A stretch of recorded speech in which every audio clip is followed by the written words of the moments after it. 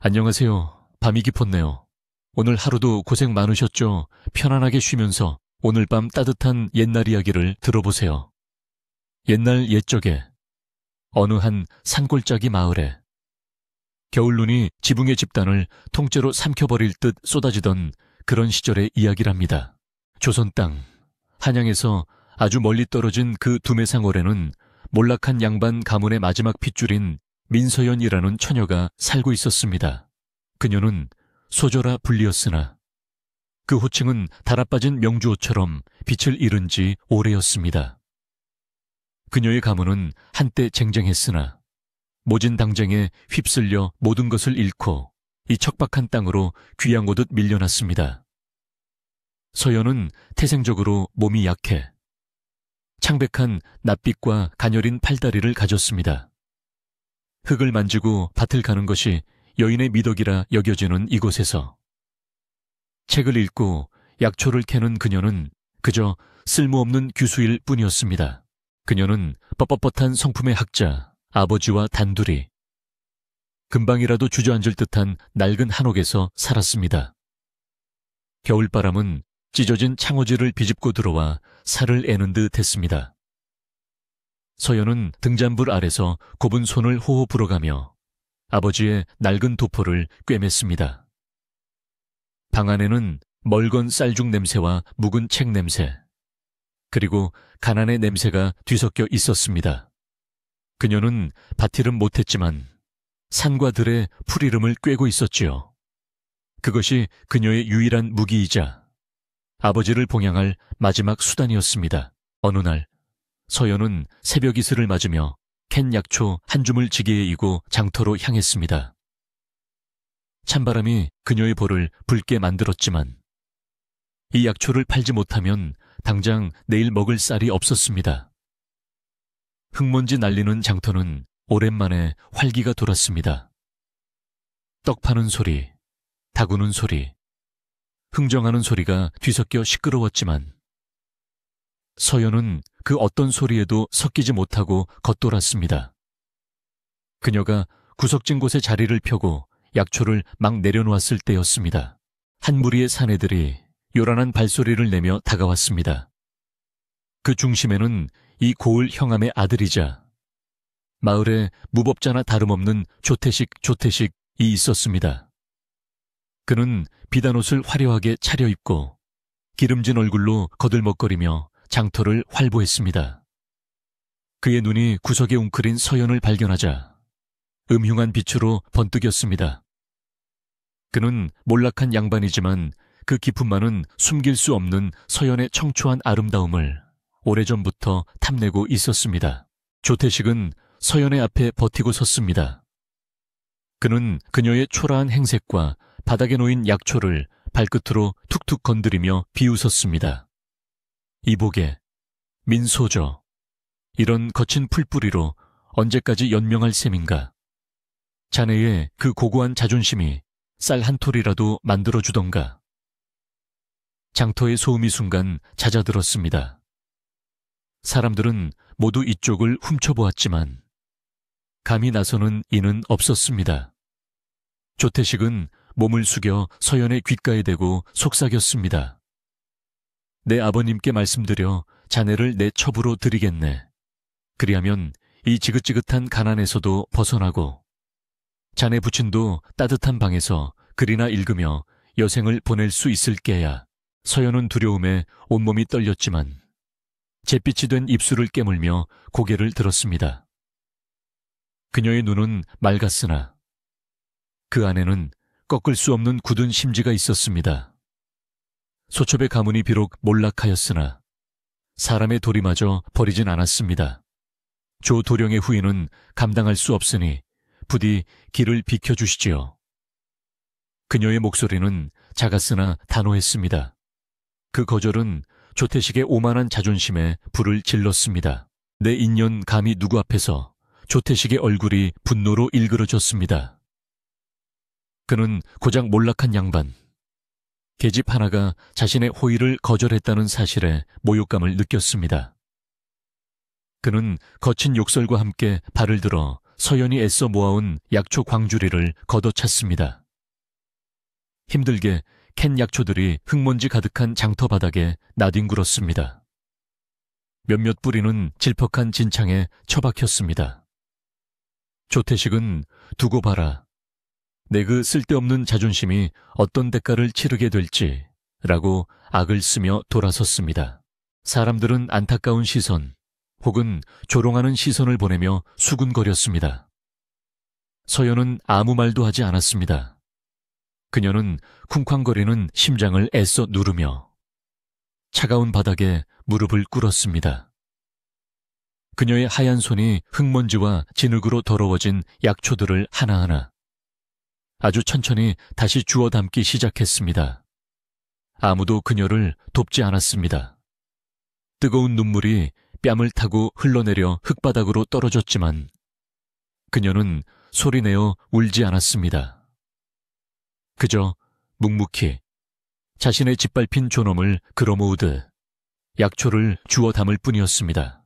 그날 밤 10년 만에 가장 혹독한 눈보라가 산골 마을을 덮쳤습니다.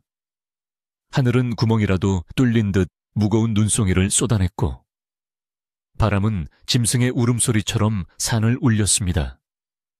자연의 분노는 마치 억울한 이들의 하늘 대신 토해내는 듯했습니다. 바로 그 칠흑 같은 어둠과 매서운 눈보라를 틈타 조태식이 무리를 이끌고 서연의 집으로 향했습니다.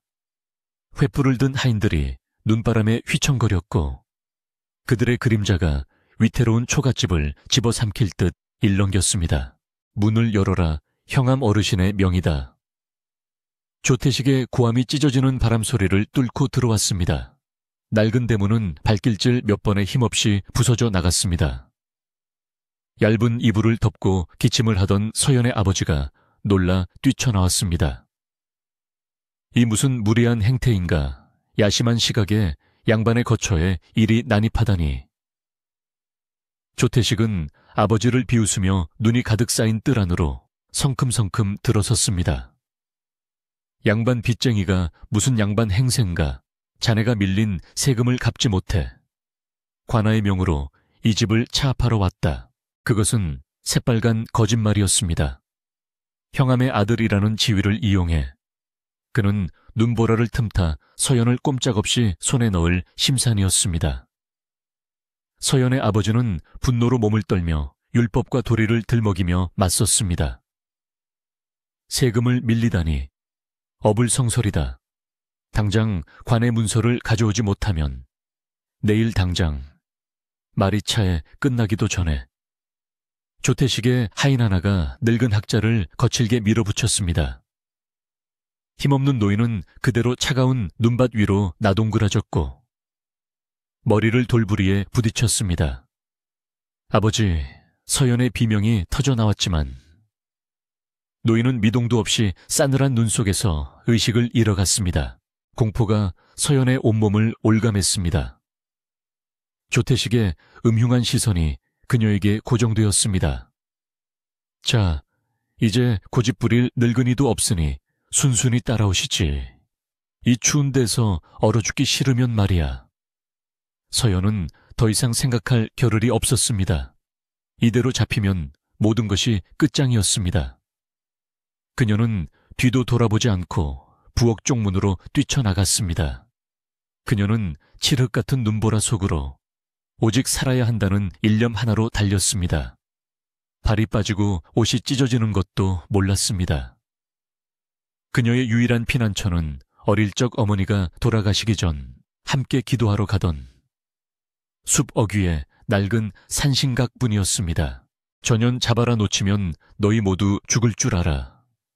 조태식의 녹이 어린 고함과 하인들의 발소리가 눈보라 속에서 희미하게 따라붙었습니다.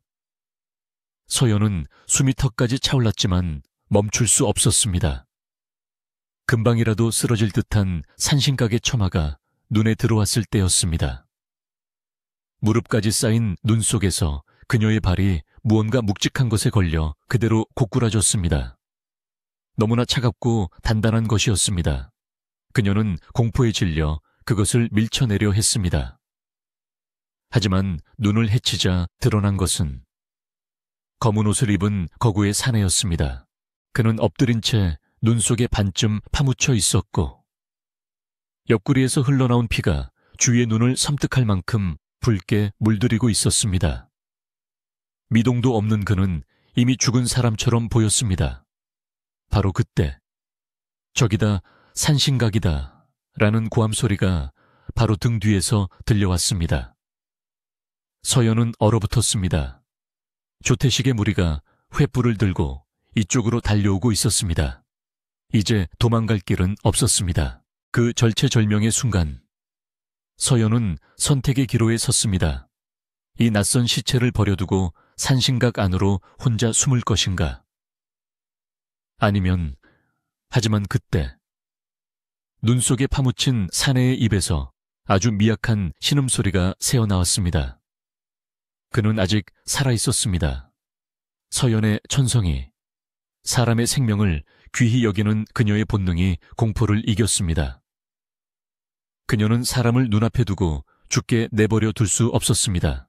서연은 자신의 연약한 몸으로는 상상할 수도 없는 힘을 냈습니다. 그녀는 사내의 멱살을 쥐고 질질 끌다시피 하여 낡은 산신각 문 안으로 밀어 넣었습니다. 그리고 재빨리 문을 닫고 빗장을 걸었습니다. 밖에서는 조태식의 무리가 문을 두드리고 욕설을 퍼부었습니다. 문 열어 이년아 당장 나오지 못해. 하지만 낡았어도 산신각의 문은 두꺼운 목재로 만들어져 쉽게 부서지지 않았습니다. 밖에서는 거센 눈보라와 추격자들이 울부짖었고 안에서는 피냄새와 곰팡이 냄새 그리고 죽어가는 낯선 이의 숨소리만이 가득했습니다. 서연은 자신이 입고 있던 한복의 속치마를 찢어 사내의 상처에 감았습니다. 품속에 있던 작은 약초 주머니를 열어 지혈에 쓰이는 풀을 으깨어 상처에 덮었습니다. 그녀는 이 끔찍한 밤이 그리고 곁에 누운 이 낯선 사내의 정체가 무엇인지 알 수 없었습니다. 쾅, 쾅, 쾅. 낡은 산신각 문짝이 금방이라도 부서질 듯 울렸습니다. 조태식의 무리가 횃불을 흔들며 고함을 질렀습니다. 인연이 감히 문을 걸어 잠가 당장 부수고 들어가 서연은 사시나무 떨듯 떨며 낯선 사내의 앞을 막아섰습니다. 바로 그 순간 거친 욕설과 함께 문짝이 부서져 열리려 할 때였습니다. 죽은 듯이 누워있던 사내의 눈이 번쩍 뜨였습니다. 그의 눈빛은 며칠을 굶은 맹수처럼 차갑고 날카로웠습니다. 그는 소리 하나 내지 않고 마치 그림자가 스르르 일어나듯 몸을 일으켰습니다. 우르르 문을 부수고 횃불을 든 하인들이 들이닥쳤습니다. 그들은 피냄새와 웅크린 서연 그리고 어둠 속에 우뚝 선 사내를 보고 순간 주춤했습니다. 저놈이다 저놈을 한 하인이 소리쳤지만 말은 이어지지 못했습니다. 사내는 짐승과도 같은 속도로 움직였습니다. 그는 가장 앞에 선 자의 횃불 든 손목을 꺾고 팔꿈치로 다른 놈의 명치를 정확히 가격했습니다. 억, 비명 소리가 터져 나왔지만 그것은 살인의 소리가 아니었습니다. 그는 정확히 급소만을 노려 단 몇 번의 숨결이 오가는 사이에 횃불을 든 하인 네다섯을 모조리 기절시켰습니다. 뼈가 부러지거나 피가 튀지 않았습니다. 그저 눈더미에 쓰러지듯 그들은 소리 없이 무력화되었습니다. 이 기괴하고 무서운 광경에 조태식은 얼어붙었습니다. 귀신이다. 그는 비명을 지르며 넘어진 하인들을 챙길 생각도 못하고 혼비백산하여 눈보라 속으로 도망쳤습니다. 적들이 사라지자 사내를 지탱하던 마지막 기운도 끊어졌습니다. 그는 툭 하고 다시 쓰러졌습니다. 이번에는 신음소리조차 없었습니다. 서연은 떨리는 손으로 그에게 다가갔습니다. 정신 차리세요. 그녀는 그의 상처를 살피다 경악했습니다. 상처 주위가 검게 변하고 그의 입술이 파랗게 질려 있었습니다. 펄펄 끓는 열이 손바닥으로 전해졌습니다. 이것은 독입니다. 그녀는 어릴 적부터 아버지 어깨너머로 그리고 돌아가신 어머니께 배운 의학 지식을 총동원했습니다. 이것은 이 추운 겨울 눈 속에서만 자라는 설담초라는 희귀한 뿌리가 아니면 해독할 수 없는 맹독이었습니다. 서연은 망설이지 않았습니다. 밖은 여전히 눈보라가 몰아치고 조태식의 무리가 다시 돌아올지도 몰랐습니다. 하지만 그녀는 자신을 구해준 이 남자를 죽게 내버려 둘 수 없었습니다. 그녀는 낡은 호미를 들고 다시 눈보라 속으로 뛰어들었습니다. 숲 어귀, 벼랑 밑, 그녀는 기억을 더듬어 얼어붙은 땅을 필사적으로 파헤쳤습니다. 손가락이 얼어 감각이 없어져도 멈추지 않았습니다. 그리고 마침내 눈 속에서 푸른빛이 도는 작은 뿌리를 찾아냈습니다. 그녀는 산신각으로 돌아와 깨진 옹기 조각에 눈을 녹이고 약초를 끓였습니다. 지극한 정성으로 밤낮 사흘을 간호했습니다. 사흘째 되는 날 새벽, 산에 이제부터 그를 강이라 부릅시다가 마침내 눈을 떴습니다. 열은 내렸습니다. 그는 자신을 내려다보는 서연의 창백하지만 굳은 의지가 담긴 얼굴을 보았습니다. 평생 사람을 죽이는 일만 해온 그였습니다. 그런 자신을 구하기 위해 이 연약한 처녀가 목숨을 걸었다는 사실이 믿기지 않았습니다. 평화는 짧았습니다. 조태식은 며칠 뒤 이번에는 그의 아버지인 조형암, 조영감과 포졸들까지 대동하고 나타났습니다. 마을 사람들도 무슨 일인가 싶어 멀찍이서 구경하고 있었습니다. 조형암은 위험 있는 목소리로 소리쳤습니다. 문 열어라. 한양에서 내려온 수배령이다. 저 계집이 흉악한 살인범을 숨기고 있다. 당장 모두 잡아들여라. 산신각 문이 열리고 아직 다 낫지 않아 비틀거리는 강이 걸어 나왔습니다. 그의 눈빛은 여전히 살벌했습니다. 포졸들이 그 기세에 주춤했습니다. 하지만 강이 나서기도 전에 서연이 그의 앞을 가로막았습니다. 그녀는 더 이상 두려움에 떠는 약한 처녀가 아니었습니다. 그녀는 조형암 앞에 꼿꼿이 서서 떨리지만 분명한 목소리로 말했습니다. 형암 어르신, 소첩은 아는 것이 부족하나 나라의 법도는 압니다. 그가 죄인이라면 한양에서 내려온 어명이 담긴 체포영장을 마땅히 보여주셔야 할 것입니다. 조형암의 눈썹이 꿈틀했습니다. 내년이 감히 서연은 물러서지 않았습니다. 또한 이곳은 비록 몰락했으나 엄연히 양반의 가솔이 머무는 곳입니다. 정당한 영장 없이 무장한 군조를 이끌고 사유지를 침범하는 것은 그 또한 큰 죄임을 형암께서는 저보다 잘 아실 터입니다. 그녀는 율법을 인용했습니다. 조태식처럼 무식한 아들과 달리 조형암은 이것이 자칫 잘못하면 자신의 발목을 잡을 수 있음을 알았습니다. 그는 자신이 급조한 살인범이라는 죄목에 대한 증거가 없었습니다. 그는 잠시 주춤했습니다. 그렇게 대치가 길어지던 무렵 마을에 재앙이 닥쳤습니다. 지독한 눈보라 뒤에 혹독한 겨울 역병, 이 돌기 시작했습니다. 가난하고 굶주린 마을 사람들은 속수무책으로 쓰러졌습니다. 늙은이와 아이들의 곡소리가 마을을 채웠습니다. 그런데 공교롭게도 그토록 기세등등하던 조태식이 가장 먼저 이 역병에 걸려 사경을 헤매게 되었습니다. 고을의 의원 이 백방으로 약을 썼지만 차도가 없었습니다. 조형암은 발을 동동 굴렀습니다. 아들의 숨이 넘어가게 되자 그는 체면이고 뭐고 다 버릴 수밖에 없었습니다. 그는 한밤중에 아무도 모르게 자신이 죄인이라 몰아붙였던 서연의 산신각을 찾아왔습니다. 네, 내 아들 좀 살려주게. 자네가 죽어가던 그 산에도 살려냈다 들었네. 제발, 원하는 것은 무엇이든 들어주겠네.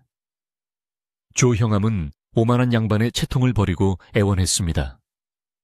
서연은 그를 차갑게 내려다보았습니다. 제 가족과 저 사내를 다시는 해하지 않겠다고 맹세하십시오. 조형암은 망설임 없이 고개를 끄덕였습니다. 서연은 그제야 약방문을 적어주었습니다.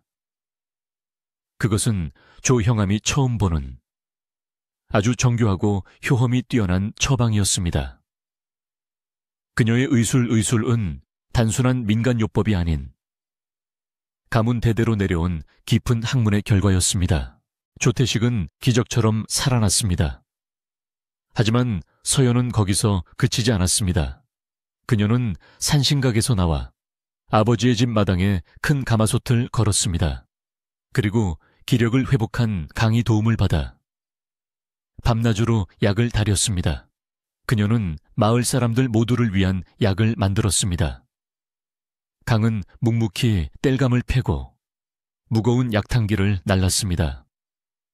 마을 사람들은 처음엔 의심의 눈초리로 그들을 보았습니다. 하지만 서연이 달인 약을 먹고 기력을 되찾는 사람들이 늘어나자 그들의 시선이 바뀌기 시작했습니다. 한때 쓸모없는 규수라 손가락질하던 이들이 이제 그녀의 집 앞에 조용히 줄을 서며 그녀를 의원 아씨, 의원 A씨라 부르기 시작했습니다. 그녀의 따뜻한 마음씨가 차가운 살인범의 마음뿐만 아니라 얼어붙었던 마을 전체를 녹이고 있었습니다.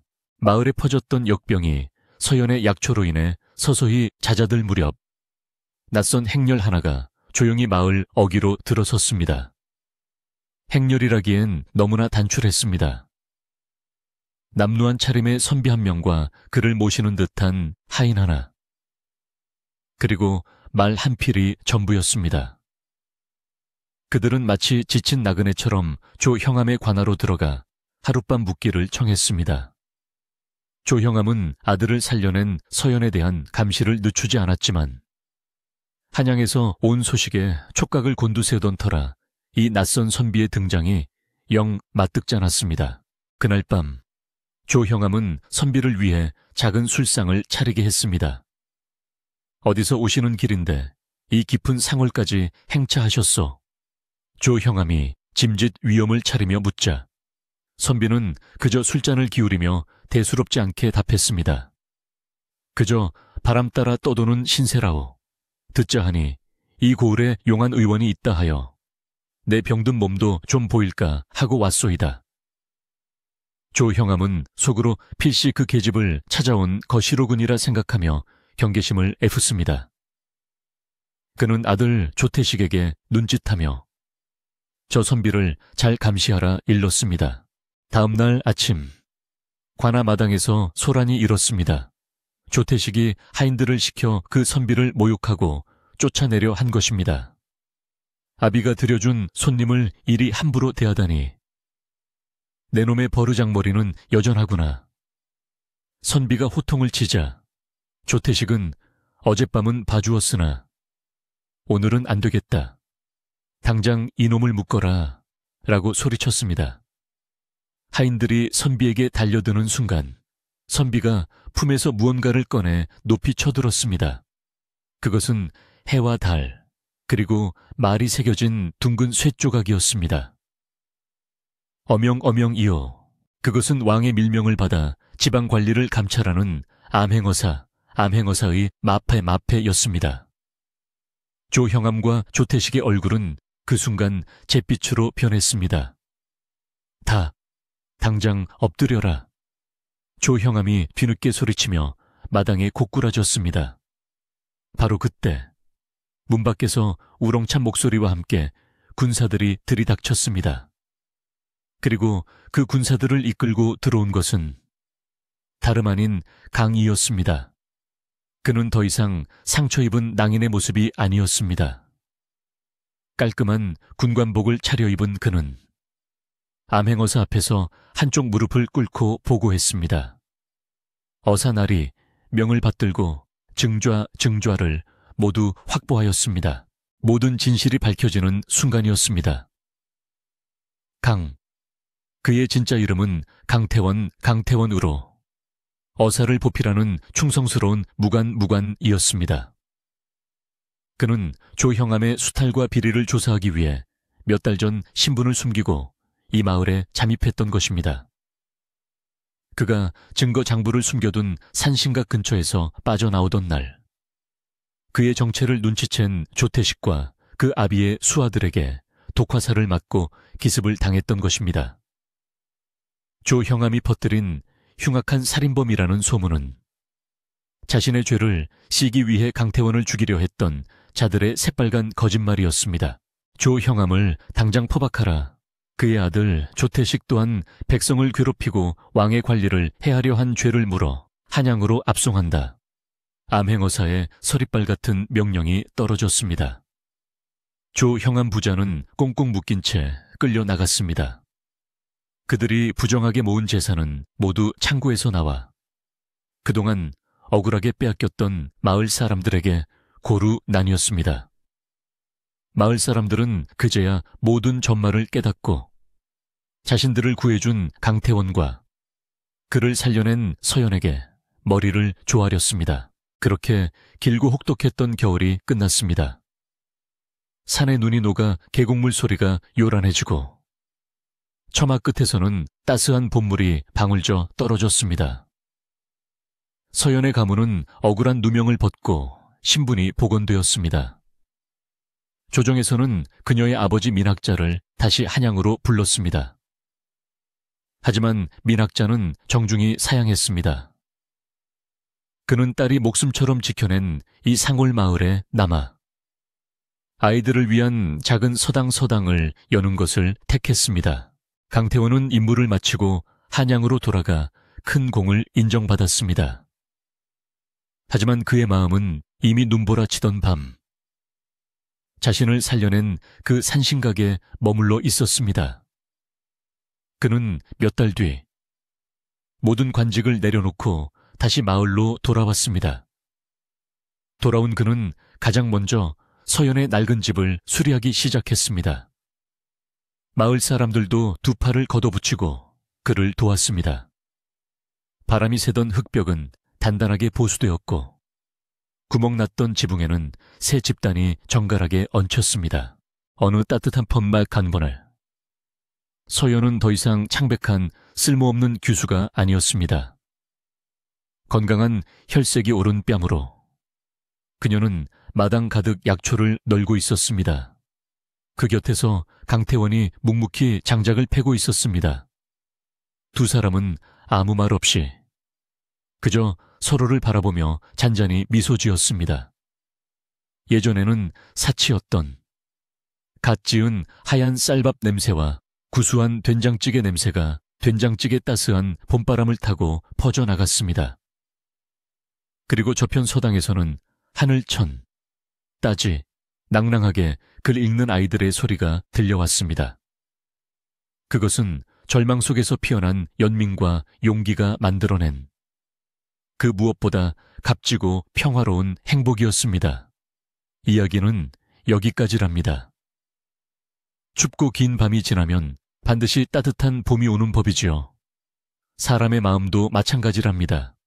아무리 모질고 차가운 살수의 마음이라도 진심 어린 온기 앞에서는 녹아내리기 마련이지요. 그리고 기억하세요. 사람의 진짜 귀함은 높은 벼슬이나 빛나는 비단옷에 있는 것이 아니라 절망 속에서도 기어이 생명을 살리고자 했던 그 고운 마음씨에 있다는 것을요. 자, 이제 그만 눈을 감으세요. 부디 좋은 꿈 꾸시길. 잘 자요. 안녕하세요. 밤이 깊었네요. 오늘 하루도 고생 많으셨죠? 편안하게 쉬면서 오늘 밤 따뜻한 옛날 이야기를 들어보세요. 옛날 옛적에 어느 한 산골짜기 마을에 겨울눈이 지붕의 집단을 통째로 삼켜버릴 듯 쏟아지던 그런 시절의 이야기랍니다. 조선 땅, 한양에서 아주 멀리 떨어진 그 두매상월에는 몰락한 양반 가문의 마지막 핏줄인 민서연이라는 처녀가 살고 있었습니다. 그녀는 소저라 불리었으나 그 호칭은 달아빠진 명주호처럼 빛을 잃은 지 오래였습니다. 그녀의 가문은 한때 쟁쟁했으나 모진 당쟁에 휩쓸려 모든 것을 잃고 이 척박한 땅으로 귀양 오듯 밀려났습니다. 서연은 태생적으로 몸이 약해 창백한 낯빛과 가녀린 팔다리를 가졌습니다. 흙을 만지고 밭을 가는 것이 여인의 미덕이라 여겨지는 이곳에서 책을 읽고 약초를 캐는 그녀는 그저 쓸모없는 규수일 뿐이었습니다. 그녀는 뻣뻣뻣한 성품의 학자, 아버지와 단둘이 금방이라도 주저앉을 듯한 낡은 한옥에서 살았습니다. 겨울바람은 찢어진 창호지를 비집고 들어와 살을 애는 듯 했습니다. 서연은 등잔불 아래서 곱은 손을 호호 불어가며 아버지의 낡은 도포를 꿰맸습니다. 방 안에는 멀건 쌀죽 냄새와 묵은 책 냄새, 그리고 가난의 냄새가 뒤섞여 있었습니다. 그녀는 밭이름 못했지만 산과 들의 풀이름을 꿰고 있었지요. 그것이 그녀의 유일한 무기이자 아버지를 봉양할 마지막 수단이었습니다. 어느 날 서연은 새벽 이슬을 맞으며 캔 약초 한 줌을 지게에 이고 장터로 향했습니다. 찬바람이 그녀의 볼을 붉게 만들었지만 이 약초를 팔지 못하면 당장 내일 먹을 쌀이 없었습니다. 흙먼지 날리는 장터는 오랜만에 활기가 돌았습니다. 떡 파는 소리, 다구는 소리, 흥정하는 소리가 뒤섞여 시끄러웠지만 서연은 그 어떤 소리에도 섞이지 못하고 겉돌았습니다. 그녀가 구석진 곳에 자리를 펴고 약초를 막 내려놓았을 때였습니다. 한 무리의 사내들이 요란한 발소리를 내며 다가왔습니다. 그 중심에는 이 고을 형암의 아들이자 마을의 무법자나 다름없는 조태식이 있었습니다. 그는 비단옷을 화려하게 차려입고 기름진 얼굴로 거들먹거리며 장터를 활보했습니다. 그의 눈이 구석에 웅크린 서연을 발견하자 음흉한 빛으로 번뜩였습니다. 그는 몰락한 양반이지만 그 기품만은 숨길 수 없는 서연의 청초한 아름다움을 오래전부터 탐내고 있었습니다.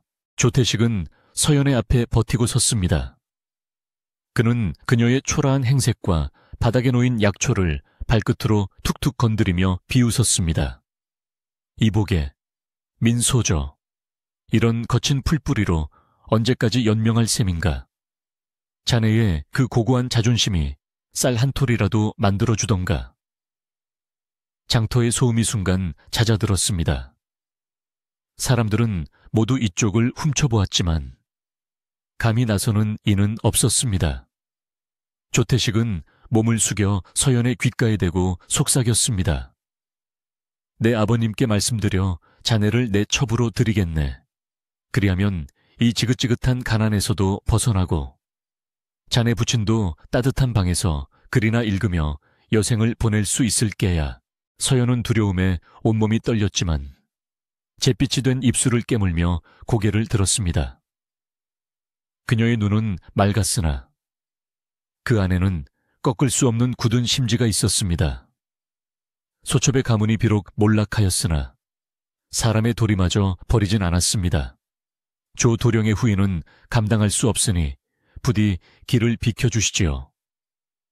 그녀의 목소리는 작았으나 단호했습니다. 그 거절은 조태식의 오만한 자존심에 불을 질렀습니다. 내 인연 감히 누구 앞에서 조태식의 얼굴이 분노로 일그러졌습니다. 그는 고작 몰락한 양반, 계집 하나가 자신의 호의를 거절했다는 사실에 모욕감을 느꼈습니다. 그는 거친 욕설과 함께 발을 들어 서연이 애써 모아온 약초 광주리를 걷어찼습니다. 힘들게 캔 약초들이 흙먼지 가득한 장터 바닥에 나뒹굴었습니다. 몇몇 뿌리는 질퍽한 진창에 처박혔습니다. 조태식은 두고 봐라. 내 그 쓸데없는 자존심이 어떤 대가를 치르게 될지 라고 악을 쓰며 돌아섰습니다. 사람들은 안타까운 시선, 혹은 조롱하는 시선을 보내며 수군거렸습니다. 서연은 아무 말도 하지 않았습니다.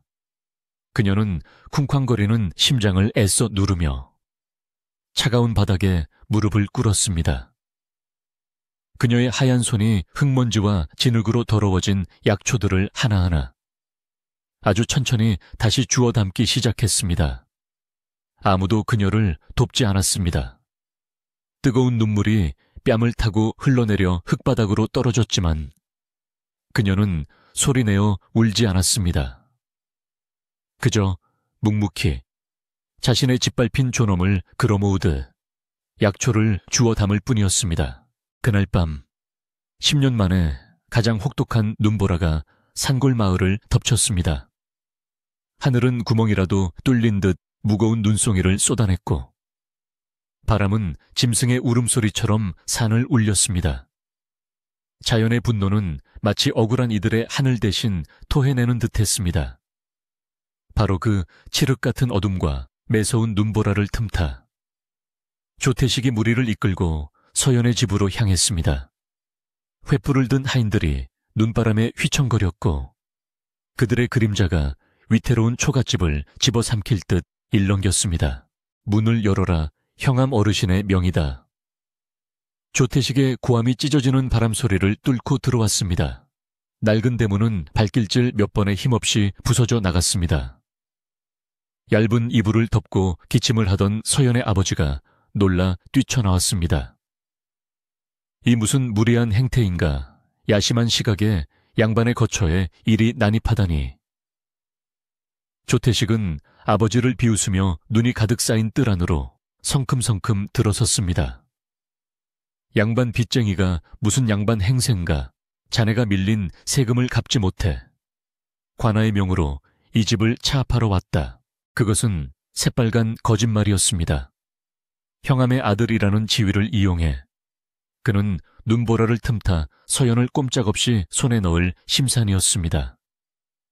서연의 아버지는 분노로 몸을 떨며 율법과 도리를 들먹이며 맞섰습니다. 세금을 밀리다니 어불성설이다. 당장 관의 문서를 가져오지 못하면 내일 당장 말이 차에 끝나기도 전에. 조태식의 하인 하나가 늙은 학자를 거칠게 밀어붙였습니다. 힘없는 노인은 그대로 차가운 눈밭 위로 나동그라졌고 머리를 돌부리에 부딪혔습니다. 아버지, 서연의 비명이 터져나왔지만 노인은 미동도 없이 싸늘한 눈 속에서 의식을 잃어갔습니다. 공포가 서연의 온몸을 올감했습니다. 조태식의 음흉한 시선이 그녀에게 고정되었습니다. 자, 이제 고집 부릴 늙은이도 없으니 순순히 따라오시지. 이 추운 데서 얼어 죽기 싫으면 말이야. 서연은 더 이상 생각할 겨를이 없었습니다. 이대로 잡히면 모든 것이 끝장이었습니다. 그녀는 뒤도 돌아보지 않고 부엌 쪽문으로 뛰쳐나갔습니다. 그녀는 칠흑 같은 눈보라 속으로 오직 살아야 한다는 일념 하나로 달렸습니다. 발이 빠지고 옷이 찢어지는 것도 몰랐습니다. 그녀의 유일한 피난처는 어릴 적 어머니가 돌아가시기 전 함께 기도하러 가던 숲 어귀의 낡은 산신각뿐이었습니다. 전연 잡아라 놓치면 너희 모두 죽을 줄 알아. 조태식의 녹이 어린 고함과 하인들의 발소리가 눈보라 속에서 희미하게 따라붙었습니다. 서연은 숨이 턱까지 차올랐지만 멈출 수 없었습니다. 금방이라도 쓰러질 듯한 산신각의 처마가 눈에 들어왔을 때였습니다. 무릎까지 쌓인 눈 속에서 그녀의 발이 무언가 묵직한 것에 걸려 그대로 고꾸라졌습니다. 너무나 차갑고 단단한 것이었습니다. 그녀는 공포에 질려 그것을 밀쳐내려 했습니다. 하지만 눈을 헤치자 드러난 것은 검은 옷을 입은 거구의 사내였습니다. 그는 엎드린 채 눈 속에 반쯤 파묻혀 있었고 옆구리에서 흘러나온 피가 주위의 눈을 섬뜩할 만큼 붉게 물들이고 있었습니다. 미동도 없는 그는 이미 죽은 사람처럼 보였습니다. 바로 그때 저기다 산신각이다 라는 고함소리가 바로 등 뒤에서 들려왔습니다. 서연은 얼어붙었습니다. 조태식의 무리가 횃불을 들고 이쪽으로 달려오고 있었습니다. 이제 도망갈 길은 없었습니다. 그 절체절명의 순간 서연은 선택의 기로에 섰습니다. 이 낯선 시체를 버려두고 산신각 안으로 혼자 숨을 것인가? 아니면 하지만 그때 눈 속에 파묻힌 사내의 입에서 아주 미약한 신음소리가 새어나왔습니다. 그는 아직 살아있었습니다. 서연의 천성이, 사람의 생명을 귀히 여기는 그녀의 본능이 공포를 이겼습니다.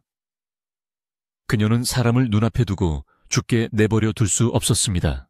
서연은 자신의 연약한 몸으로는 상상할 수도 없는 힘을 냈습니다. 그녀는 사내의 멱살을 쥐고 질질 끌다시피 하여 낡은 산신각 문 안으로 밀어 넣었습니다.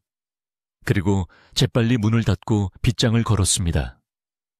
밖에서는 조태식의 무리가 문을 두드리고 욕설을 퍼부었습니다. 문 열어 이년아 당장 나오지 못해.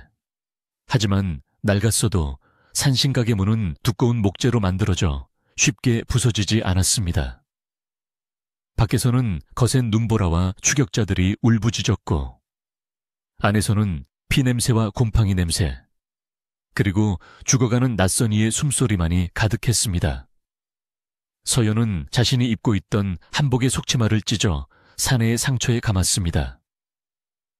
품속에 있던 작은 약초 주머니를 열어 지혈에 쓰이는 풀을 으깨어 상처에 덮었습니다. 그녀는 이 끔찍한 밤이, 그리고 곁에 누운 이 낯선 사내의 정체가 무엇인지 알 수 없었습니다. 쾅, 쾅, 쾅. 낡은 산신각 문짝이 금방이라도 부서질 듯 울렸습니다. 조태식의 무리가 횃불을 흔들며 고함을 질렀습니다. 인연이 감히 문을 걸어 잠가 당장 부수고 들어가 서연은 사시나무 떨듯 떨며 낯선 사내의 앞을 막아섰습니다. 바로 그 순간 거친 욕설과 함께 문짝이 부서져 열리려 할 때였습니다. 죽은 듯이 누워있던 사내의 눈이 번쩍 뜨였습니다. 그의 눈빛은 며칠을 굶은 맹수처럼 차갑고 날카로웠습니다. 그는 소리 하나 내지 않고 마치 그림자가 스르르 일어나듯 몸을 일으켰습니다. 우르르 문을 부수고 횃불을 든 하인들이 들이닥쳤습니다. 그들은 피냄새와 웅크린 서연, 그리고 어둠 속에 우뚝 선 사내를 보고 순간 주춤했습니다. 저놈이다 저놈을. 한 하인이 소리쳤지만 말은 이어지지 못했습니다. 사내는 짐승과도 같은 속도로 움직였습니다. 그는 가장 앞에 선 자의 횃불 든 손목을 꺾고 팔꿈치로 다른 놈의 명치를 정확히 가격했습니다. 억, 비명 소리가 터져 나왔지만 그것은 살인의 소리가 아니었습니다. 그는 정확히 급소만을 노려 단 몇 번의 숨결이 오가는 사이에 횃불을 든 하인 네다섯을 모조리 기절시켰습니다. 뼈가 부러지거나 피가 튀지 않았습니다. 그저 눈더미에 쓰러지듯 그들은 소리 없이 무력화되었습니다. 이 기괴하고 무서운 광경에 조태식은 얼어붙었습니다. 귀신이다. 그는 비명을 지르며 넘어진 하인들을 챙길 생각도 못하고 혼비백산하여 눈보라 속으로 도망쳤습니다. 적들이 사라지자 사내를 지탱하던 마지막 기운도 끊어졌습니다. 그는 툭 하고 다시 쓰러졌습니다. 이번에는 신음소리조차 없었습니다. 서연은 떨리는 손으로 그에게 다가갔습니다. 정신 차리세요. 그녀는 그의 상처를 살피다 경악했습니다. 상처 주위가 검게 변하고 그의 입술이 파랗게 질려 있었습니다. 펄펄 끓는 열이 손바닥으로 전해졌습니다. 이것은 독입니다. 그녀는 어릴 적부터 아버지 어깨너머로 그리고 돌아가신 어머니께 배운 의학 지식을 총동원했습니다. 이것은 이 추운 겨울 눈 속에서만 자라는 설담초라는 희귀한 뿌리가 아니면 해독할 수 없는 맹독이었습니다. 서연은 망설이지 않았습니다. 밖은 여전히 눈보라가 몰아치고 조태식의 무리가 다시 돌아올지도 몰랐습니다. 하지만 그녀는 자신을 구해준 이 남자를 죽게 내버려 둘 수 없었습니다. 그녀는 낡은 호미를 들고 다시 눈보라 속으로 뛰어들었습니다. 숲 어귀, 벼랑 밑, 그녀는 기억을 더듬어 얼어붙은 땅을 필사적으로 파헤쳤습니다. 손가락이 얼어 감각이 없어져도 멈추지 않았습니다. 그리고 마침내 눈 속에서 푸른빛이 도는 작은 뿌리를 찾아냈습니다. 그녀는 산신각으로 돌아와 깨진 옹기 조각에 눈을 녹이고 약초를 끓였습니다. 지극한 정성으로 밤낮 사흘을 간호했습니다. 사흘째 되는 날 새벽, 산에 이제부터 그를 강이라 부릅시다가 마침내 눈을 떴습니다. 열은 내렸습니다. 그는 자신을 내려다보는 서연의 창백하지만 굳은 의지가 담긴 얼굴을 보았습니다. 평생 사람을 죽이는 일만 해온 그였습니다. 그런 자신을 구하기 위해 이 연약한 처녀가 목숨을 걸었다는 사실이 믿기지 않았습니다. 평화는 짧았습니다. 조태식은 며칠 뒤 이번에는 그의 아버지인 조형암, 조영감과 포졸들까지 대동하고 나타났습니다. 마을 사람들도 무슨 일인가 싶어 멀찍이서 구경하고 있었습니다. 조형암은 위험 있는 목소리로 소리쳤습니다. 문 열어라. 한양에서 내려온 수배령이다. 저 계집이 흉악한 살인범을 숨기고 있다. 당장 모두 잡아들여라. 산신각 문이 열리고 아직 다 낮지 않아 비틀거리는 강이 걸어 나왔습니다. 그의 눈빛은 여전히 살벌했습니다. 포졸들이 그 기세에 주춤했습니다. 하지만 강이 나서기도 전에 서연이 그의 앞을 가로막았습니다. 그녀는 더 이상 두려움에 떠는 약한 처녀가 아니었습니다. 그녀는 조 형암 앞에 꼿꼿이 서서 떨리지만 분명한 목소리로 말했습니다. 형암 어르신, 소첩은 아는 것이 부족하나 나라의 법도는 압니다.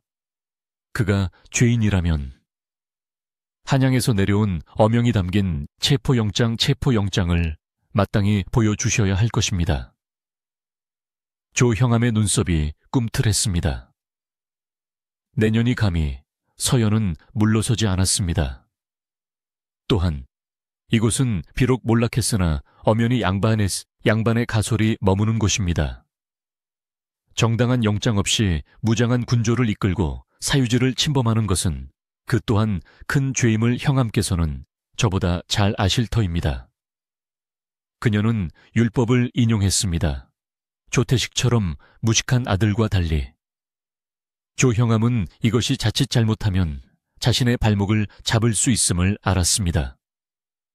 그는 자신이 급조한 살인범이라는 죄목에 대한 증거가 없었습니다. 그는 잠시 주춤했습니다. 그렇게 대치가 길어지던 무렵 마을에 재앙이 닥쳤습니다. 지독한 눈보라 뒤에 혹독한 겨울 역병, 이 돌기 시작했습니다. 가난하고 굶주린 마을 사람들은 속수무책으로 쓰러졌습니다. 늙은이와 아이들의 곡소리가 마을을 채웠습니다. 그런데 공교롭게도 그토록 기세등등하던 조태식이 가장 먼저 이 역병에 걸려 사경을 헤매게 되었습니다. 고을의 의원 이 백방으로 약을 썼지만 차도가 없었습니다. 조형암은 발을 동동 굴렀습니다.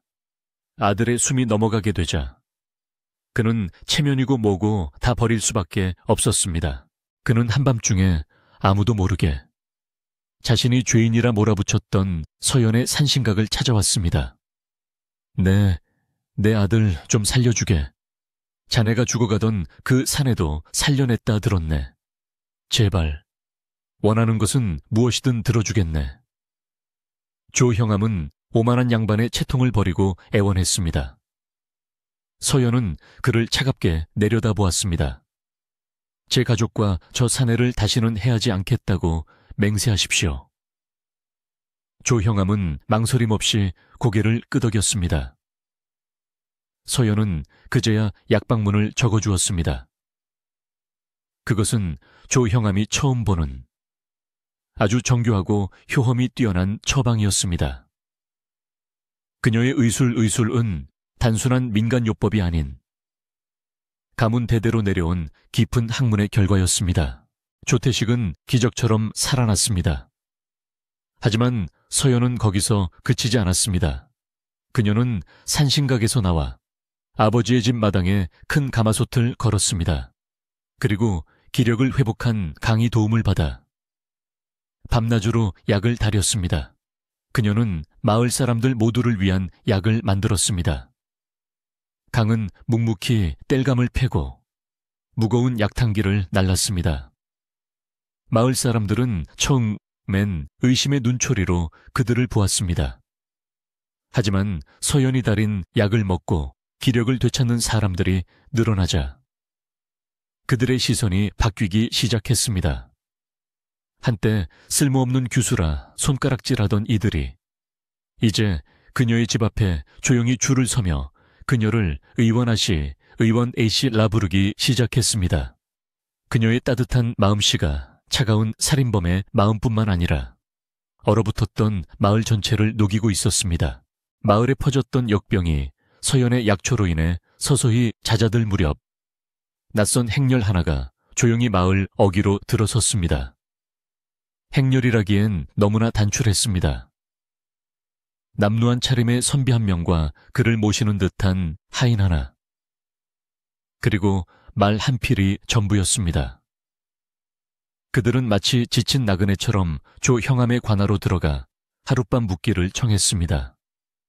조형암은 아들을 살려낸 서연에 대한 감시를 늦추지 않았지만 한양에서 온 소식에 촉각을 곤두세우던 터라 이 낯선 선비의 등장이 영 맞득지 않았습니다. 그날 밤 조형암은 선비를 위해 작은 술상을 차리게 했습니다. 어디서 오시는 길인데 이 깊은 상월까지 행차하셨소? 조형암이 짐짓 위엄을 차리며 묻자 선비는 그저 술잔을 기울이며 대수롭지 않게 답했습니다. 그저 바람 따라 떠도는 신세라오. 듣자 하니 이 고을에 용한 의원이 있다 하여 내 병든 몸도 좀 보일까 하고 왔소이다. 조형암은 속으로 필시 그 계집을 찾아온 거시로군이라 생각하며 경계심을 애썼습니다. 그는 아들 조태식에게 눈짓하며 저 선비를 잘 감시하라 일렀습니다. 다음 날 아침 관아 마당에서 소란이 일었습니다. 조태식이 하인들을 시켜 그 선비를 모욕하고 쫓아내려 한 것입니다. 아비가 들여준 손님을 이리 함부로 대하다니 내 놈의 버르장머리는 여전하구나. 선비가 호통을 치자 조태식은 어젯밤은 봐주었으나 오늘은 안 되겠다. 당장 이놈을 묶어라 라고 소리쳤습니다. 하인들이 선비에게 달려드는 순간 선비가 품에서 무언가를 꺼내 높이 쳐들었습니다. 그것은 해와 달 그리고 말이 새겨진 둥근 쇠조각이었습니다. 어명어명이요. 그것은 왕의 밀명을 받아 지방 관리를 감찰하는 암행어사의 마패였습니다. 조형암과 조태식의 얼굴은 그 순간 잿빛으로 변했습니다. 당장 엎드려라. 조형암이 뒤늦게 소리치며 마당에 고꾸라졌습니다. 바로 그때 문 밖에서 우렁찬 목소리와 함께 군사들이 들이닥쳤습니다. 그리고 그 군사들을 이끌고 들어온 것은 다름 아닌 강이었습니다. 그는 더 이상 상처 입은 낭인의 모습이 아니었습니다. 깔끔한 군관복을 차려입은 그는 암행어사 앞에서 한쪽 무릎을 꿇고 보고했습니다. 어사날이 명을 받들고 증좌를 모두 확보하였습니다. 모든 진실이 밝혀지는 순간이었습니다. 그의 진짜 이름은 강태원으로 어사를 보필하는 충성스러운 무관이었습니다. 그는 조형암의 수탈과 비리를 조사하기 위해 몇 달 전 신분을 숨기고 이 마을에 잠입했던 것입니다. 그가 증거 장부를 숨겨둔 산신각 근처에서 빠져나오던 날, 그의 정체를 눈치챈 조태식과 그 아비의 수하들에게 독화살을 맞고 기습을 당했던 것입니다. 조 형암이 퍼뜨린 흉악한 살인범이라는 소문은 자신의 죄를 씻기 위해 강태원을 죽이려 했던 자들의 새빨간 거짓말이었습니다. 조 형암을 당장 포박하라. 그의 아들 조태식 또한 백성을 괴롭히고 왕의 관리를 해하려 한 죄를 물어 한양으로 압송한다. 암행어사의 서리빨 같은 명령이 떨어졌습니다. 조 형암 부자는 꽁꽁 묶인 채 끌려 나갔습니다. 그들이 부정하게 모은 재산은 모두 창고에서 나와 그동안 억울하게 빼앗겼던 마을 사람들에게 고루 나뉘었습니다. 마을 사람들은 그제야 모든 전말을 깨닫고 자신들을 구해준 강태원과 그를 살려낸 서연에게 머리를 조아렸습니다. 그렇게 길고 혹독했던 겨울이 끝났습니다. 산의 눈이 녹아 계곡물 소리가 요란해지고 처마 끝에서는 따스한 봄물이 방울져 떨어졌습니다. 서연의 가문은 억울한 누명을 벗고 신분이 복원되었습니다. 조정에서는 그녀의 아버지 민학자를 다시 한양으로 불렀습니다. 하지만 민학자는 정중히 사양했습니다. 그는 딸이 목숨처럼 지켜낸 이 상골 마을에 남아 아이들을 위한 작은 서당을 여는 것을 택했습니다. 강태원은 임무를 마치고 한양으로 돌아가 큰 공을 인정받았습니다. 하지만 그의 마음은 이미 눈보라치던 밤, 자신을 살려낸 그 산신각에 머물러 있었습니다. 그는 몇 달 뒤 모든 관직을 내려놓고 다시 마을로 돌아왔습니다. 돌아온 그는 가장 먼저 서연의 낡은 집을 수리하기 시작했습니다. 마을 사람들도 두 팔을 걷어붙이고 그를 도왔습니다. 바람이 새던 흙벽은 단단하게 보수되었고 구멍났던 지붕에는 새 집단이 정갈하게 얹혔습니다. 어느 따뜻한 펌막 간번을 서연은 더 이상 창백한 쓸모없는 규수가 아니었습니다. 건강한 혈색이 오른 뺨으로 그녀는 마당 가득 약초를 널고 있었습니다. 그 곁에서 강태원이 묵묵히 장작을 패고 있었습니다.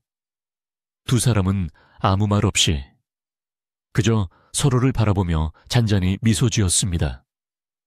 예전에는 사치였던 갓 지은 하얀 쌀밥 냄새와 구수한 된장찌개 냄새가 된장찌개 따스한 봄바람을 타고 퍼져나갔습니다.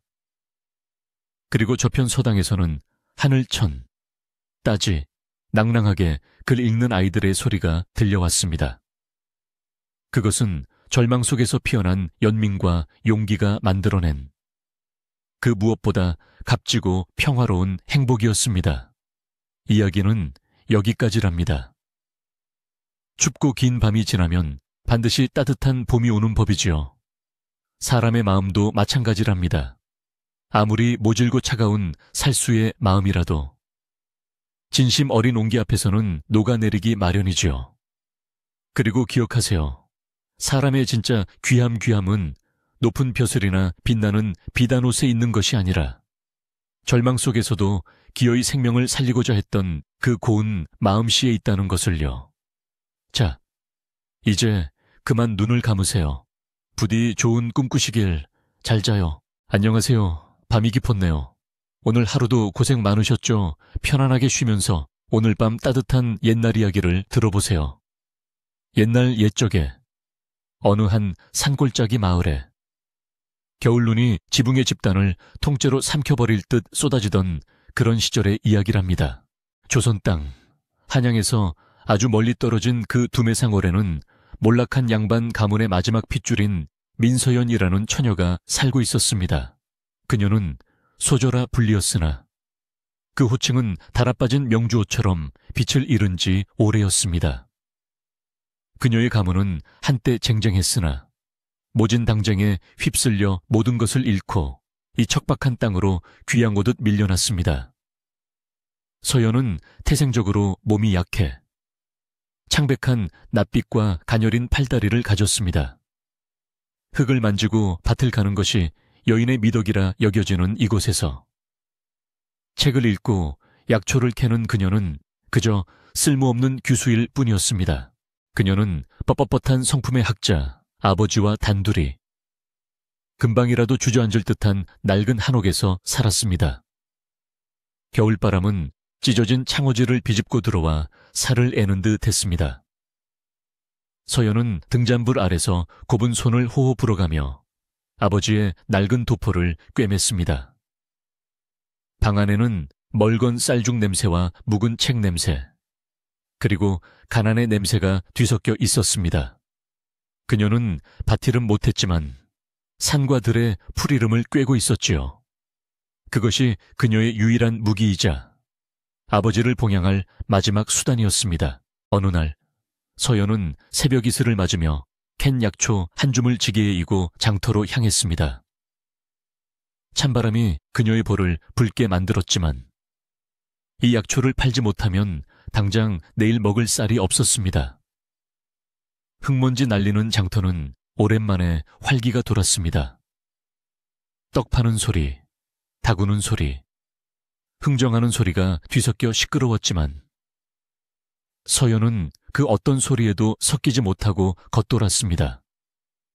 그녀가 구석진 곳에 자리를 펴고 약초를 막 내려놓았을 때였습니다. 한 무리의 사내들이 요란한 발소리를 내며 다가왔습니다. 그 중심에는 이 고을 형암의 아들이자 마을에 무법자나 다름없는 조태식이 있었습니다. 그는 비단옷을 화려하게 차려입고 기름진 얼굴로 거들먹거리며 장터를 활보했습니다. 그의 눈이 구석에 웅크린 서연을 발견하자 음흉한 빛으로 번뜩였습니다. 그는 몰락한 양반이지만 그 기품만은 숨길 수 없는 서연의 청초한 아름다움을 오래전부터 탐내고 있었습니다. 조태식은 서연의 앞에 버티고 섰습니다. 그는 그녀의 초라한 행색과 바닥에 놓인 약초를 발끝으로 툭툭 건드리며 비웃었습니다. 이보게, 민소저, 이런 거친 풀뿌리로 언제까지 연명할 셈인가. 자네의 그 고고한 자존심이 쌀 한 톨이라도 만들어주던가. 장터의 소음이 순간 잦아들었습니다. 사람들은 모두 이쪽을 훔쳐보았지만 감히 나서는 이는 없었습니다. 조태식은 몸을 숙여 서연의 귓가에 대고 속삭였습니다. 내 아버님께 말씀드려 자네를 내 첩으로 드리겠네. 그리하면 이 지긋지긋한 가난에서도 벗어나고 자네 부친도 따뜻한 방에서 글이나 읽으며 여생을 보낼 수 있을 게야. 서연은 두려움에 온몸이 떨렸지만 잿빛이 된 입술을 깨물며 고개를 들었습니다. 그녀의 눈은 맑았으나 그 안에는 꺾을 수 없는 굳은 심지가 있었습니다. 소첩의 가문이 비록 몰락하였으나 사람의 도리마저 버리진 않았습니다. 조 도령의 후인은 감당할 수 없으니 부디 길을 비켜주시지요. 그녀의 목소리는 작았으나 단호했습니다. 그 거절은 조태식의 오만한 자존심에 불을 질렀습니다. 내 인연 감히 누구 앞에서 조태식의 얼굴이 분노로 일그러졌습니다. 그는 고작 몰락한 양반, 계집 하나가 자신의 호의를 거절했다는 사실에 모욕감을 느꼈습니다. 그는 거친 욕설과 함께 발을 들어 서연이 애써 모아온 약초 광주리를 걷어찼습니다. 힘들게 캔 약초들이 흙먼지 가득한 장터 바닥에 나뒹굴었습니다. 몇몇 뿌리는 질퍽한 진창에 처박혔습니다. 조태식은 두고 봐라. 내 그 쓸데없는 자존심이 어떤 대가를 치르게 될지 라고 악을 쓰며 돌아섰습니다. 사람들은 안타까운 시선 혹은 조롱하는 시선을 보내며 수군거렸습니다. 서연은 아무 말도 하지 않았습니다. 그녀는 쿵쾅거리는 심장을 애써 누르며 차가운 바닥에 무릎을 꿇었습니다. 그녀의 하얀 손이 흙먼지와 진흙으로 더러워진 약초들을 하나하나 아주 천천히 다시 주워 담기 시작했습니다. 아무도 그녀를 돕지 않았습니다. 뜨거운 눈물이 뺨을 타고 흘러내려 흙바닥으로 떨어졌지만 그녀는 소리내어 울지 않았습니다. 그저 묵묵히 자신의 짓밟힌 존엄을 끌어모으듯 약초를 주워 담을 뿐이었습니다. 그날 밤 10년 만에 가장 혹독한 눈보라가 산골 마을을 덮쳤습니다. 하늘은 구멍이라도 뚫린 듯 무거운 눈송이를 쏟아냈고 바람은 짐승의 울음소리처럼 산을 울렸습니다. 자연의 분노는 마치 억울한 이들의 하늘 대신 토해내는 듯했습니다. 바로 그 칠흑 같은 어둠과 매서운 눈보라를 틈타 조태식이 무리를 이끌고 서연의 집으로 향했습니다. 횃불을 든 하인들이 눈바람에 휘청거렸고 그들의 그림자가 위태로운 초가집을 집어삼킬 듯 일렁겼습니다. 문을 열어라, 형암 어르신의 명이다. 조태식의 고함이 찢어지는 바람소리를 뚫고 들어왔습니다. 낡은 대문은 발길질 몇 번에 힘없이 부서져 나갔습니다. 얇은 이불을 덮고 기침을 하던 서연의 아버지가 놀라 뛰쳐나왔습니다. 이 무슨 무리한 행태인가, 야심한 시각에 양반의 거처에 일이 난입하다니. 조태식은 아버지를 비웃으며 눈이 가득 쌓인 뜰 안으로 성큼성큼 들어섰습니다. 양반 빚쟁이가 무슨 양반 행세인가, 자네가 밀린 세금을 갚지 못해 관아의 명으로 이 집을 차압하러 왔다. 그것은 새빨간 거짓말이었습니다. 형암의 아들이라는 지위를 이용해 그는 눈보라를 틈타 서연을 꼼짝없이 손에 넣을 심산이었습니다. 서연의 아버지는 분노로 몸을 떨며 율법과 도리를 들먹이며 맞섰습니다. 세금을 밀리다니, 어불성설이다. 당장 관의 문서를 가져오지 못하면 내일 당장, 말이 차에 끝나기도 전에. 조태식의 하인 하나가 늙은 학자를 거칠게 밀어붙였습니다. 힘없는 노인은 그대로 차가운 눈밭 위로 나동그라졌고 머리를 돌부리에 부딪혔습니다. 아버지, 서연의 비명이 터져나왔지만 노인은 미동도 없이 싸늘한 눈 속에서 의식을 잃어갔습니다. 공포가 서연의 온몸을 올감했습니다. 조태식의 음흉한 시선이 그녀에게 고정되었습니다. 자, 이제 고집부릴 늙은이도 없으니 순순히 따라오시지. 이 추운 데서 얼어 죽기 싫으면 말이야. 서연은 더 이상 생각할 겨를이 없었습니다. 이대로 잡히면 모든 것이 끝장이었습니다. 그녀는 뒤도 돌아보지 않고 부엌 쪽문으로 뛰쳐나갔습니다. 그녀는 칠흑 같은 눈보라 속으로 오직 살아야 한다는 일념 하나로 달렸습니다. 발이 빠지고 옷이 찢어지는 것도 몰랐습니다. 그녀의 유일한 피난처는 어릴 적 어머니가 돌아가시기 전 함께 기도하러 가던 숲 어귀의 낡은 산신각뿐이었습니다. 전연 잡아라 놓치면 너희 모두 죽을 줄 알아. 조태식의 녹이 어린 고함과 하인들의 발소리가 눈보라 속에서 희미하게 따라붙었습니다. 서연은 숨이 턱까지 차올랐지만 멈출 수 없었습니다. 금방이라도 쓰러질 듯한 산신각의 처마가 눈에 들어왔을 때였습니다. 무릎까지 쌓인 눈 속에서 그녀의 발이 무언가 묵직한 것에 걸려 그대로 고꾸라졌습니다. 너무나 차갑고 단단한 것이었습니다. 그녀는 공포에 질려 그것을 밀쳐내려 했습니다. 하지만 눈을 헤치자 드러난 것은 검은 옷을 입은 거구의 사내였습니다. 그는 엎드린 채 눈 속에 반쯤 파묻혀 있었고 옆구리에서 흘러나온 피가 주위의 눈을 섬뜩할 만큼 붉게 물들이고 있었습니다. 미동도 없는 그는 이미 죽은 사람처럼 보였습니다. 바로 그때 저기다 산신각이다 라는 고함 소리가 바로 등 뒤에서 들려왔습니다. 서연은 얼어붙었습니다. 조태식의 무리가 횃불을 들고 이쪽으로 달려오고 있었습니다. 이제 도망갈 길은 없었습니다. 그 절체절명의 순간 서연은 선택의 기로에 섰습니다. 이 낯선 시체를 버려두고 산신각 안으로 혼자 숨을 것인가?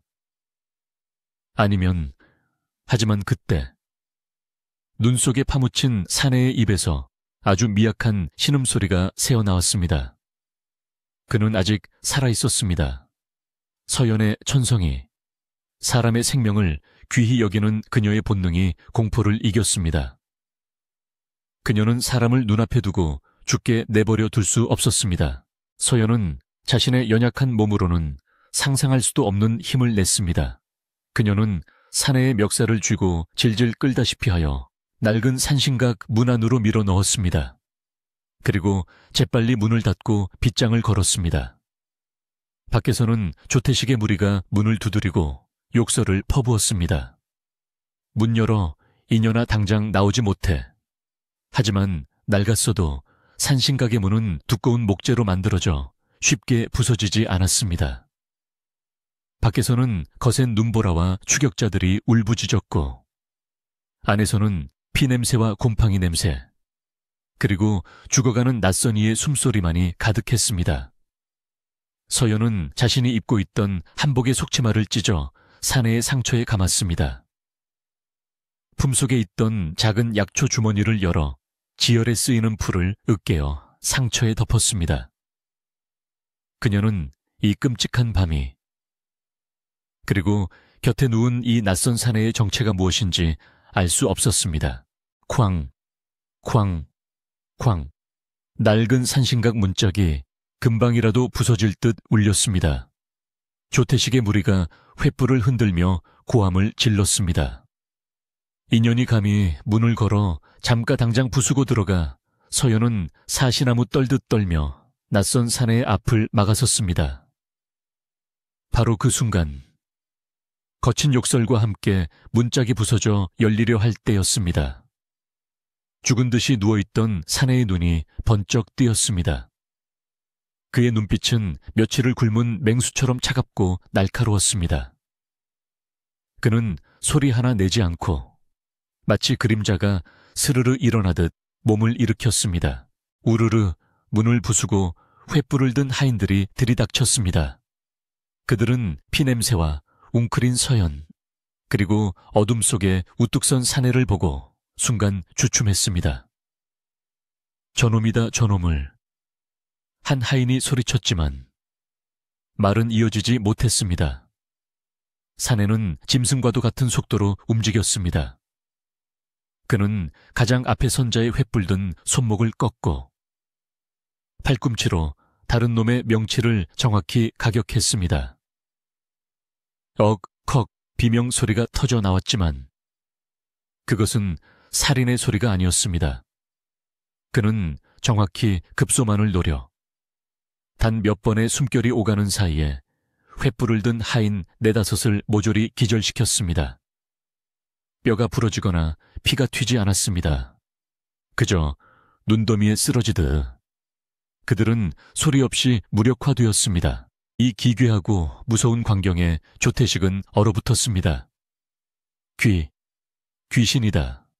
그는 비명을 지르며 넘어진 하인들을 챙길 생각도 못하고 혼비백산하여 눈보라 속으로 도망쳤습니다.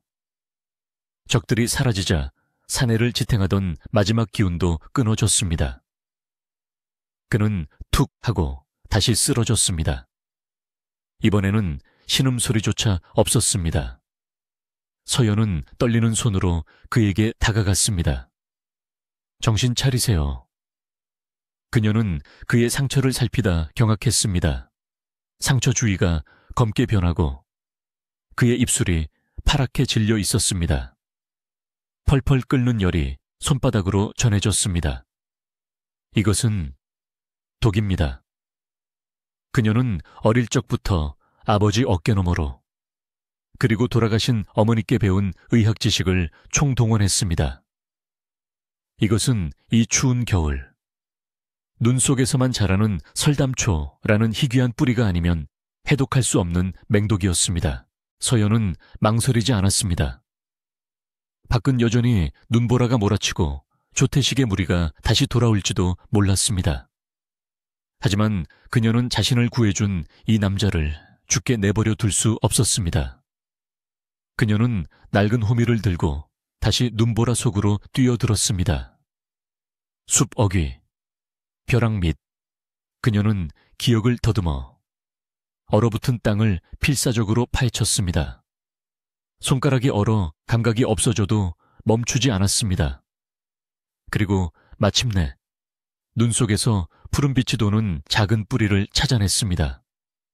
그녀는 산신각으로 돌아와 깨진 옹기 조각에 눈을 녹이고 약초를 끓였습니다.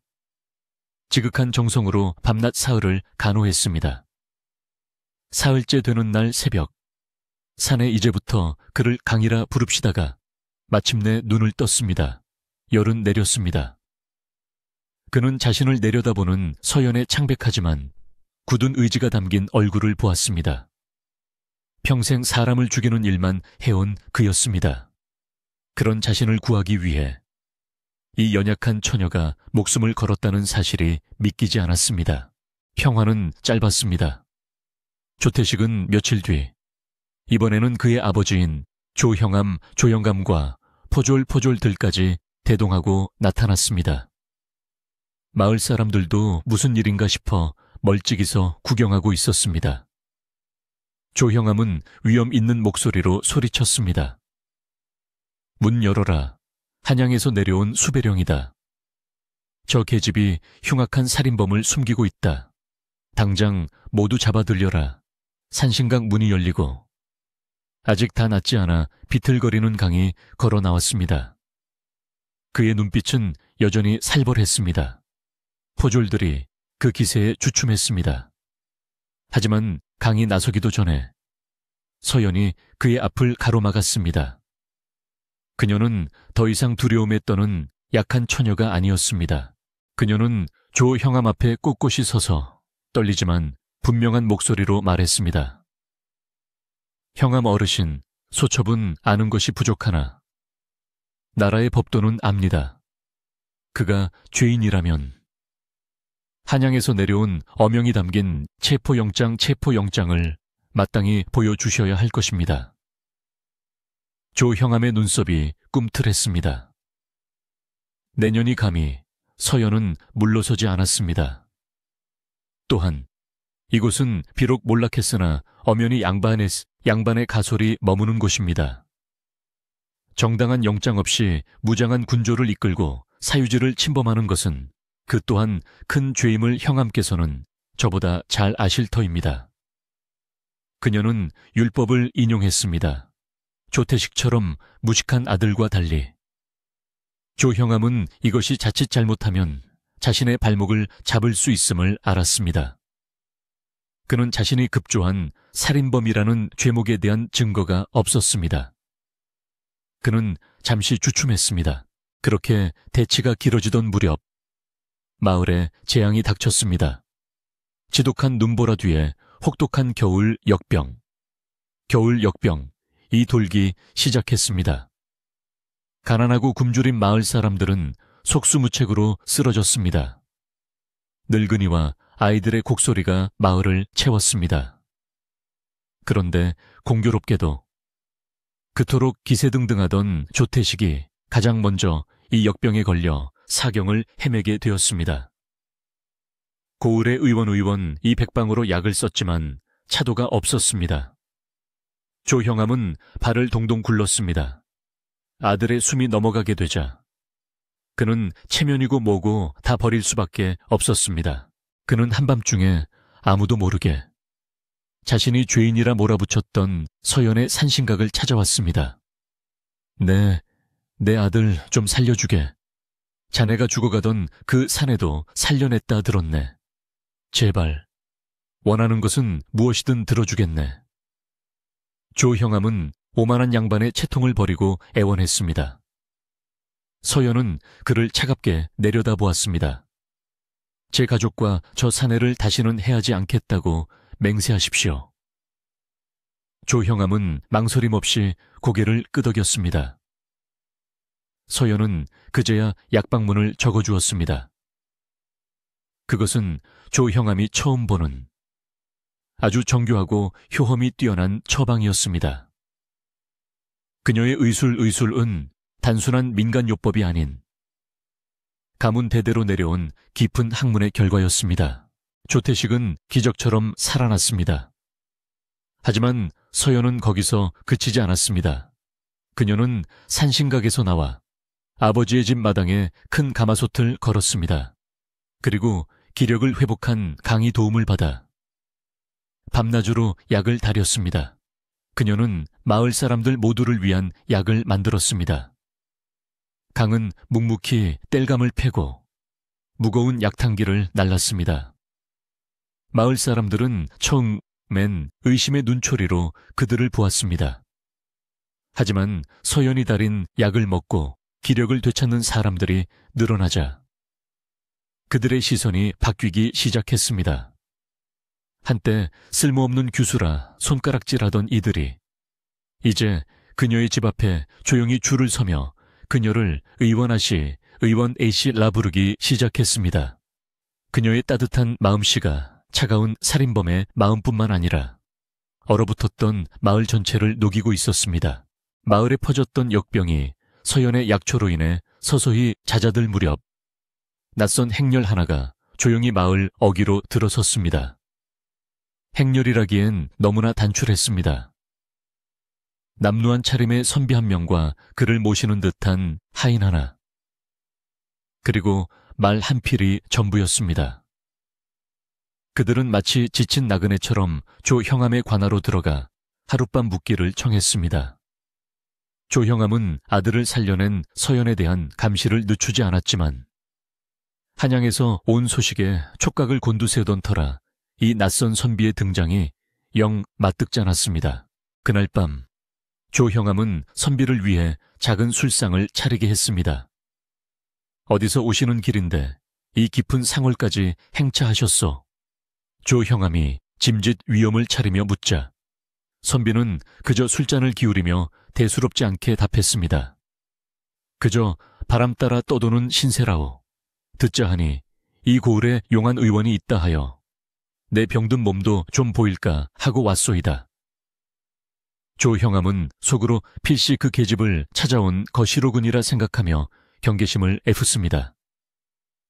그는 아들 조태식에게 눈짓하며 저 선비를 잘 감시하라 일렀습니다. 다음 날 아침 관아 마당에서 소란이 일었습니다. 조태식이 하인들을 시켜 그 선비를 모욕하고 쫓아내려 한 것입니다. 아비가 들여준 손님을 이리 함부로 대하다니 내 놈의 버르장머리는 여전하구나. 선비가 호통을 치자 조태식은 어젯밤은 봐주었으나 오늘은 안 되겠다. 당장 이놈을 묶어라 라고 소리쳤습니다. 하인들이 선비에게 달려드는 순간 선비가 품에서 무언가를 꺼내 높이 쳐들었습니다. 그것은 해와 달 그리고 말이 새겨진 둥근 쇠조각이었습니다. 어명어명이요. 그것은 왕의 밀명을 받아 지방관리를 감찰하는 암행어사의 마패였습니다. 조 형암과 조태식의 얼굴은 그 순간 잿빛으로 변했습니다. 당장 엎드려라. 조 형암이 뒤늦게 소리치며 마당에 고꾸라졌습니다. 바로 그때 문 밖에서 우렁찬 목소리와 함께 군사들이 들이닥쳤습니다. 그리고 그 군사들을 이끌고 들어온 것은 다름 아닌 강이었습니다. 그는 더 이상 상처 입은 낭인의 모습이 아니었습니다. 깔끔한 군관복을 차려입은 그는 암행어사 앞에서 한쪽 무릎을 꿇고 보고했습니다. 어사날이 명을 받들고 증좌를 모두 확보하였습니다. 모든 진실이 밝혀지는 순간이었습니다. 그의 진짜 이름은 강태원으로 어사를 보필하는 충성스러운 무관이었습니다. 그는 조 형암의 수탈과 비리를 조사하기 위해 몇 달 전 신분을 숨기고 이 마을에 잠입했던 것입니다. 그가 증거 장부를 숨겨둔 산신각 근처에서 빠져나오던 날 그의 정체를 눈치챈 조태식과 그 아비의 수하들에게 독화살을 맞고 기습을 당했던 것입니다. 조 형암이 퍼뜨린 흉악한 살인범이라는 소문은 자신의 죄를 씻기 위해 강태원을 죽이려 했던 자들의 새빨간 거짓말이었습니다. 조 형암을 당장 포박하라. 그의 아들 조태식 또한 백성을 괴롭히고 왕의 관리를 해하려 한 죄를 물어 한양으로 압송한다. 암행어사의 서리빨 같은 명령이 떨어졌습니다. 조 형암 부자는 꽁꽁 묶인 채 끌려 나갔습니다. 그들이 부정하게 모은 재산은 모두 창고에서 나와 그동안 억울하게 빼앗겼던 마을 사람들에게 고루 나뉘었습니다. 마을 사람들은 그제야 모든 전말을 깨닫고 자신들을 구해준 강태원과 그를 살려낸 서연에게 머리를 조아렸습니다. 그렇게 길고 혹독했던 겨울이 끝났습니다. 산의 눈이 녹아 계곡물 소리가 요란해지고 처마 끝에서는 따스한 봄물이 방울져 떨어졌습니다. 서연의 가문은 억울한 누명을 벗고 신분이 복원되었습니다. 조정에서는 그녀의 아버지 민학자를 다시 한양으로 불렀습니다. 하지만 민학자는 정중히 사양했습니다. 그는 딸이 목숨처럼 지켜낸 이 상골 마을에 남아 아이들을 위한 작은 서당을 여는 것을 택했습니다. 강태원은 임무를 마치고 한양으로 돌아가 큰 공을 인정받았습니다. 하지만 그의 마음은 이미 눈보라치던 밤, 자신을 살려낸 그 산신각에 머물러 있었습니다. 그는 몇 달 뒤 모든 관직을 내려놓고 다시 마을로 돌아왔습니다. 돌아온 그는 가장 먼저 서연의 낡은 집을 수리하기 시작했습니다. 마을 사람들도 두 팔을 걷어붙이고 그를 도왔습니다. 바람이 새던 흙벽은 단단하게 보수되었고 구멍났던 지붕에는 새 집단이 정갈하게 얹혔습니다. 어느 따뜻한 펌막 한 번을 서연은 더 이상 창백한 쓸모없는 규수가 아니었습니다. 건강한 혈색이 오른 뺨으로 그녀는 마당 가득 약초를 널고 있었습니다.